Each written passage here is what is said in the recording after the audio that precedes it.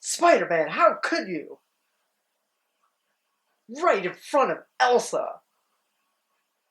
Oh, hey, what's this?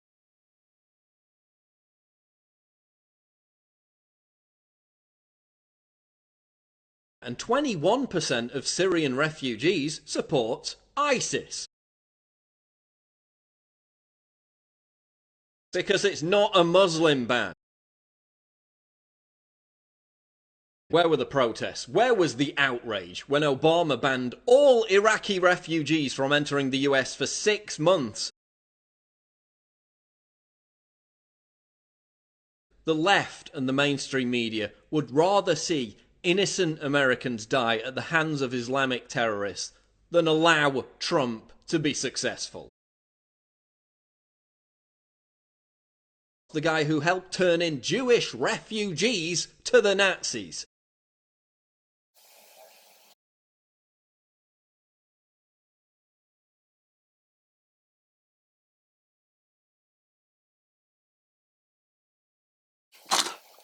Where the fuck did this water come from? Hey, so we're down in the basement again because I'm doing another response video.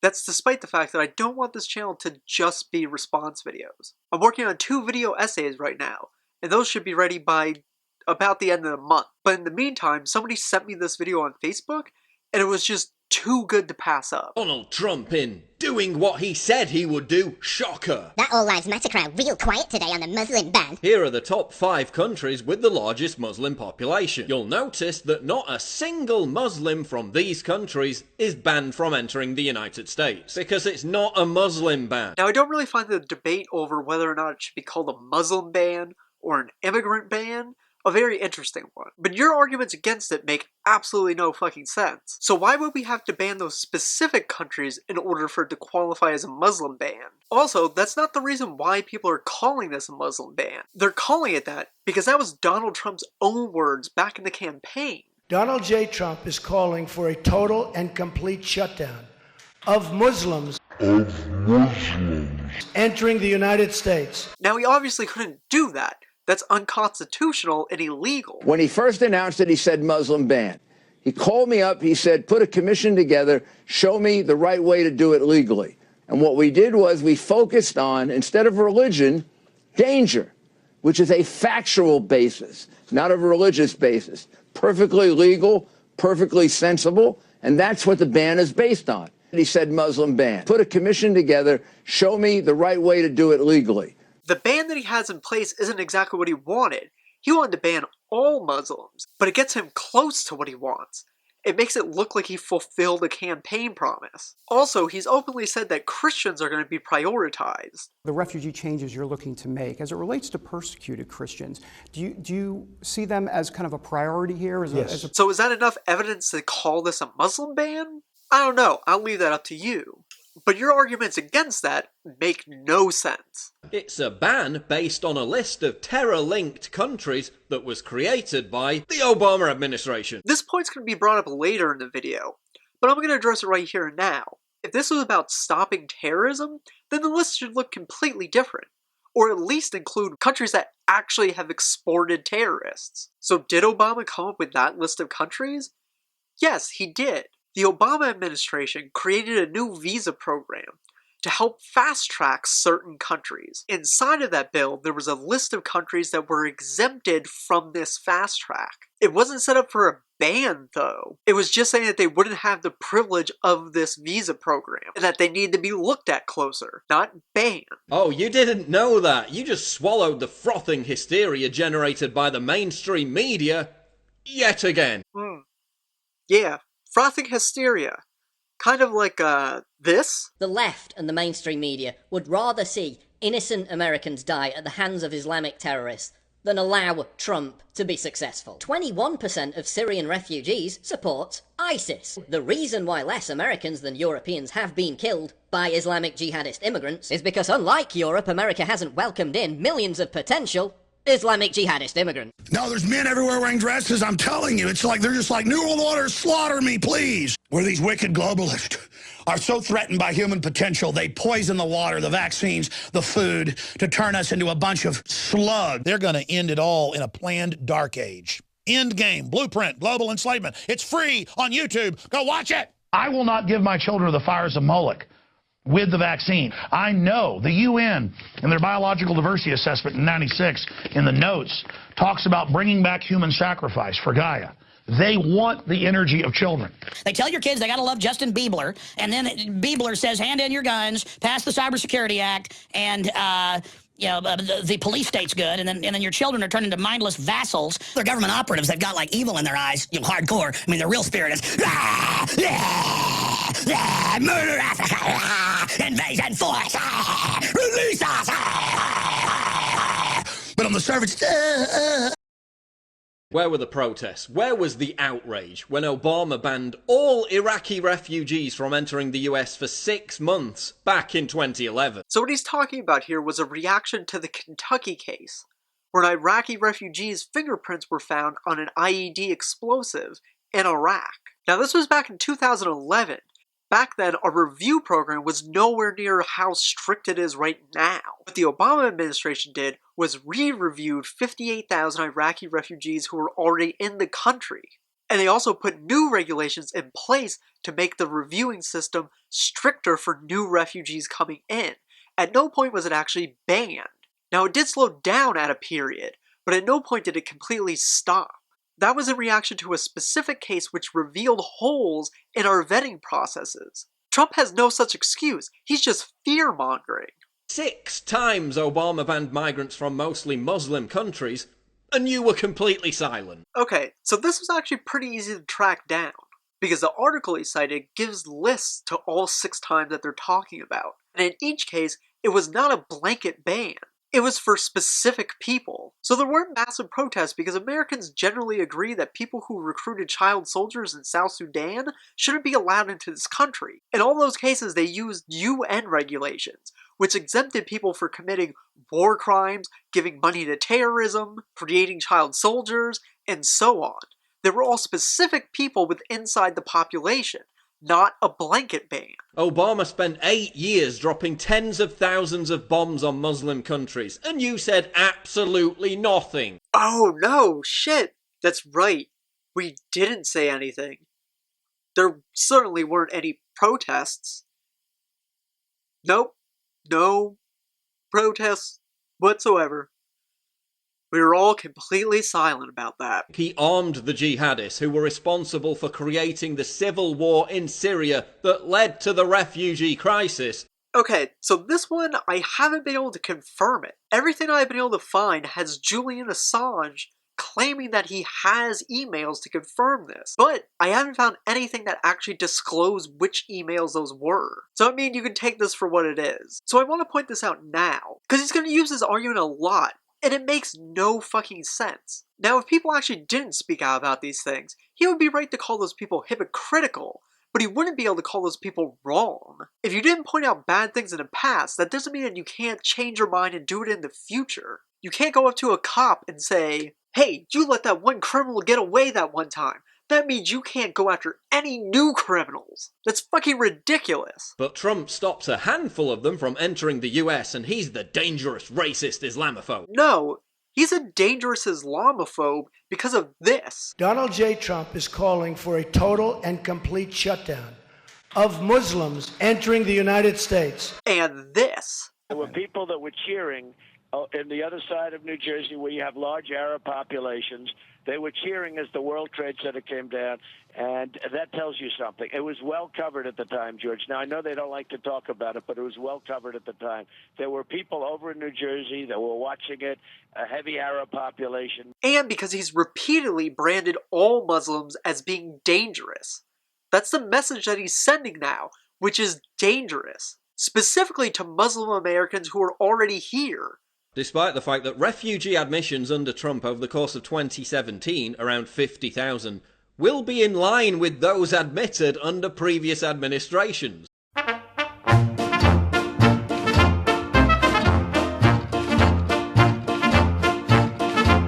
You said nothing about Obama arming Saudi Arabia to slaughter Yemenis, yet now you're suddenly all concerned over Yemeni refugees. Give me a break. Fuck, man, it's almost like he doesn't even read these articles. Just below that headline that he showed, it details that 60 House Republicans and Democrats were against this bill. There were also protests. But Chuck Schumer's crying over Muslim migrants after he supported the attack on Libya that led directly to the deaths of thousands of Muslim migrants. Okay, I can't tell if he's totally incompetent or if he has an editor that's trolling him. Look at this quote right here. He's openly saying that he thinks that Gaddafi, a dictator, shouldn't be left in power, and he's saying that Libyans should be the one that oust him. You're giving him shit because he's openly saying that he doesn't think a dictator should be in power, and that people of that country should take over? Are you fucking insane? Once again, even if we didn't care about Yemenis refugees in the past, that doesn't mean that we shouldn't care about them now. And how many of you virtue-signalling celebrity twats have actually read the executive order? President Donald Trump seems to have made me an alien. No, the executive order contains an exemption for individuals like you, athletes or politicians for example, to be allowed to enter the country. Okay, so up until now, he's just been kind of like fiddling with the way that he's framing stuff. But in this case, he does a very strategic edit. See, I tracked down this statement on Facebook. And it's interesting that he cuts out this part. It isn't just addressing him, it's addressing other immigrants and refugees that are in a similar situation to him. People who won't have this exemption. But you decided to just cut that out so you could be a sarcastic little bastard. Not only that, but the White House fucked up so bad that people didn't know who was allowed to have an exemption and who wasn't. Maybe if the White House didn't rush this out and poorly communicate it, people wouldn't have been so confused. Also, if you look at the date when this was posted, it was right around the time when there was still a lot of confusion.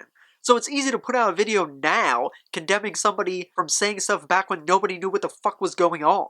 Again, read the frigging text before amplifying the hysterical backlash.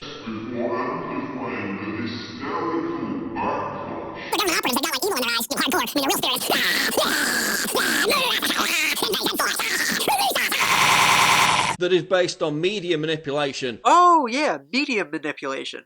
You know, like strategically editing something. That kind of manipulation? Kind of like that manipulation? Yeah. And total delusion. Statistics. Just 2 Americans killed annually by Islamic jihadist immigrants. Okay, so 1 you've conveniently only included up until 2014, leaving out the 2015 San Bernardino attack, where 14 Americans were killed by Tashfeen Malik, an Islamic jihadist immigrant. Wait, but how's that relevant?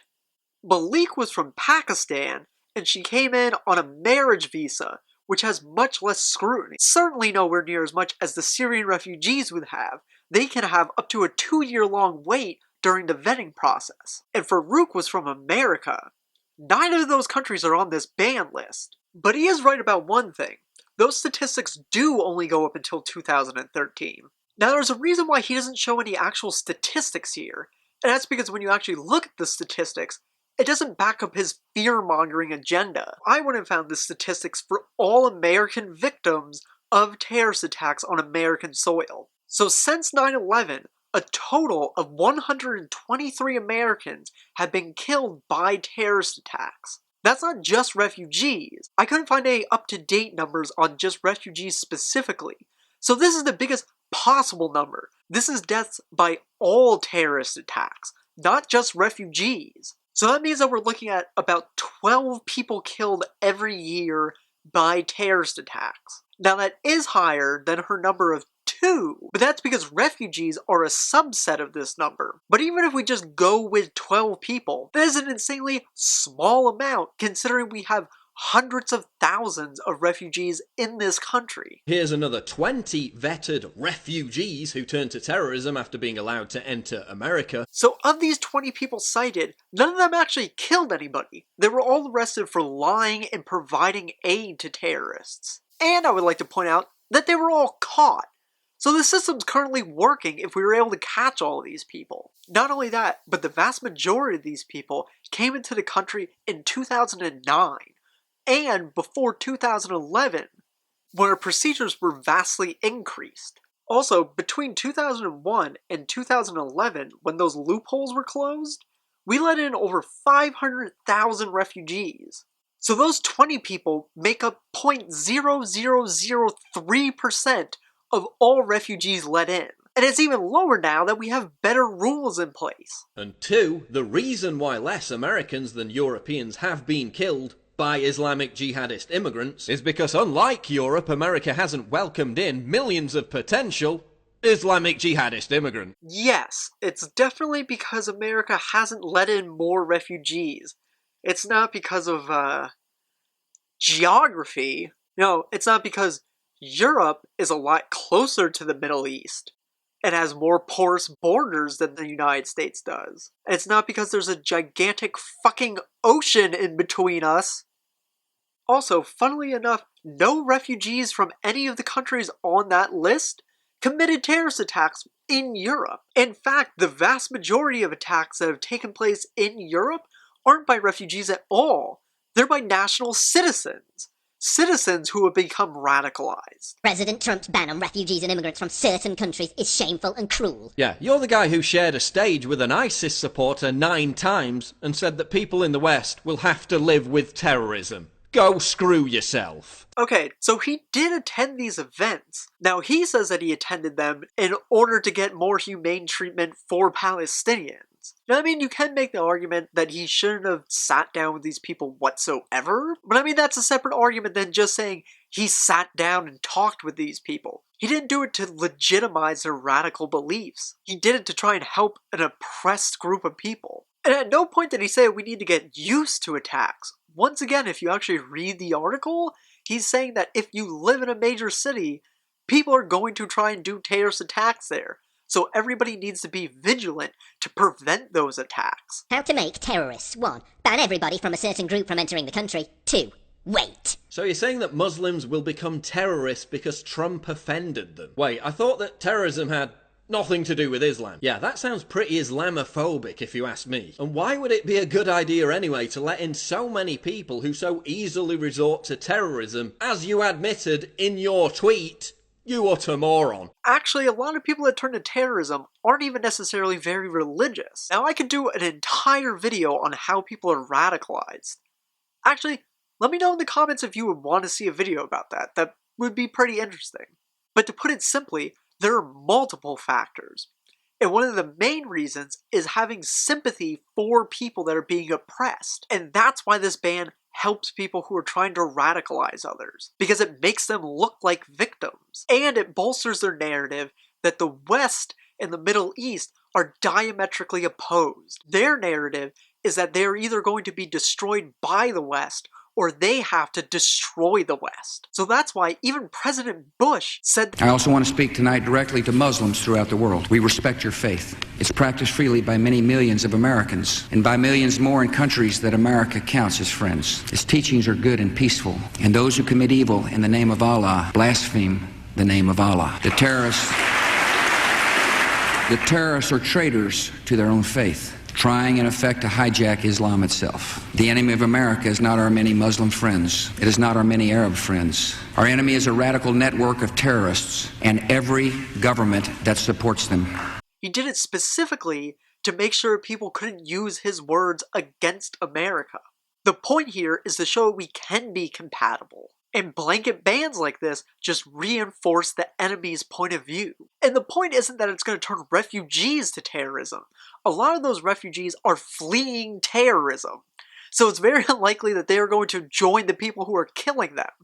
The point is that it's going to fit a larger narrative across many people in many countries who will become sympathetic to Muslims because they're openly being oppressed like this. And some small part of that newly empathetic group are going to be preyed on and recruited into terrorism. So he doesn't say that people who are going to be rejected are going to become terrorists. He said this is going to help the narrative for people to recruit terrorists. You utter moron. There are 1.5 billion Muslims in the world. If we were all dangerous, you wouldn't be around to sign a Muslim ban. Is Trump supposed to be thankful to you for not assassinating him? Fuck, you're just getting lazy. No, I'm pretty sure the point of that tweet is that most Muslims are peaceful. I mean, a lot of this just comes down to the way you read it. I mean, okay, here, watch this. There are 1.5 billion Muslims in the world. If we were all dangerous, you wouldn't be around to sign that Muslim ban. Do you not understand sarcasm? Trump order begins by invoking 9/11 3 times. 9/11 hijackers were from Egypt, Saudi Arabia, UAE and Lebanon. None of those countries banned. Well, A, they're considering adding more countries to the list, and B, you're saying that Trump's an unhinged dictator for banning Muslims, then asking him why he hasn't banned 100 million more Muslims. Oh no, he's totally falling apart here. No, I'm pretty sure this guy is against the Muslim ban, so he doesn't think that any country should be included.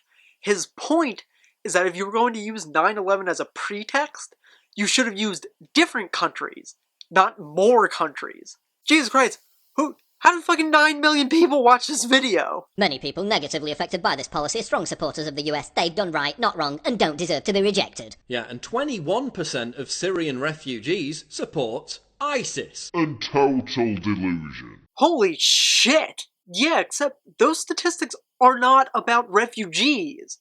They're based on a Pew Research poll that polled the entire country's population. Also, I would like to point out something else in these statistics that he completely ignores. Outside of Syria, support for ISIS is extremely low. It's under 15%. And in some places, for instance, in Iraq, where ISIS started, support is as low as 5%. In other countries, support is lower than 1%. So no, the vast majority of Muslims are opposed to ISIS. Now, I do think it's an interesting question why it's so high in Syria. I wasn't able to find out any reason why it is so high in Syria. You know, I'm really considering taking a page out of this guy's book. I had to do so much research for this video. He does nothing, and he gets millions of views for it. Sadly, I have ethics. But let's just let them all in because a few Iraqi translators got held up at the airport. Actually, thousands of people were detained. But, you know, that's the same as a handful, right? Is that a British unit? I'm not sure. In the United States, a handful means a few, not thousands. But despite everything I've said, I agree. Banning people from countries because of their religion is horrible, right? I mean, who would do such a thing? Oh, I don't know, how about the 16 Islamic countries that ban Israelis because of their religion? Oh, wait a second. If other countries do really shitty things, that means it's okay for us to do it? Shit. Hey everybody, North Korea put people in fucking work camps. Let's go round up all the fucking conservatives and put them in camps now, because apparently it's morally okay for us to do that now. Yes, these countries doing this is fucked up. That's why America shouldn't join these countries in doing a similar thing.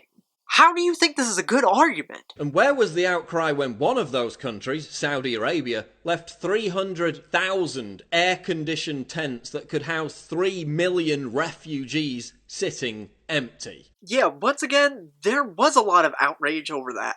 And last time I checked, America's supposed to be better than those countries. So why do you want America to start acting like these horrible, oppressive regimes? It seems like you're very much against those things, except for when America does it. This is what it comes down to. The left and the mainstream media would rather see innocent Americans die at the hands of Islamic terrorists than allow Trump to be successful. So wait, how is this ban going to make Trump successful exactly? Also, it's not just the left coming out against this. People within his own party are against him. Policy experts are against him. Even our two favorite Captain Planet villains, the Koch brothers, are against him. And also, I gotta say, this is really rich when you're calling out ignoring people who are dying, considering you're proposing refusing entry to people who are dying. The regressive left is 1,000 times more outraged about this temporary travel ban created by the Obama administration in the first place. Oh, you alternative fact-spewing twat! This ban was not made by the Obama administration. You utter moron, than they are about actual Islamic terror attacks, than they are about the mangled bodies of dead children on the streets, be they Westerners or Muslims. They're more outraged at this than all the Muslim acid attacks, honour killings, throwing gays off buildings, stoning female rape victims to death, put together. The reason that there's so much voiced outrage over this is because we live in this country. I can't control what happens in other countries. I can't control those horrible things that happen in them. Now, I can petition the government to put pressure on those countries, which a lot of people do all of the time. The difference here is that this ban is in our country. It's something that we do have control over. So of course there's going to be more outrage over it, because unlike the honor killings on the other side of the world, under a government that we don't have control over, this oppressive and bigoted type of policy that is similar to policies in other authoritarian governments is happening here on American soil. That's why we're outraged. And they're all posing again, pretending to have the moral high ground because there were some protests. Protests that were bankrolled once again by George Soros, the guy who helped turn in Jewish refugees to the Nazis. So at this point, he probably thinks that all the reasonable people already clicked off of this video. Now he's just going into the ridiculous fucking conspiracy theories that people who are stupid enough to watch Infowars are obsessed with. There's absolutely no evidence of this. And that's the truth about the Muslim ban. There isn't a Muslim ban. Except for the fact that it bans people who are Muslims. You utter moron. Hey, so you guys made it to the end of the video.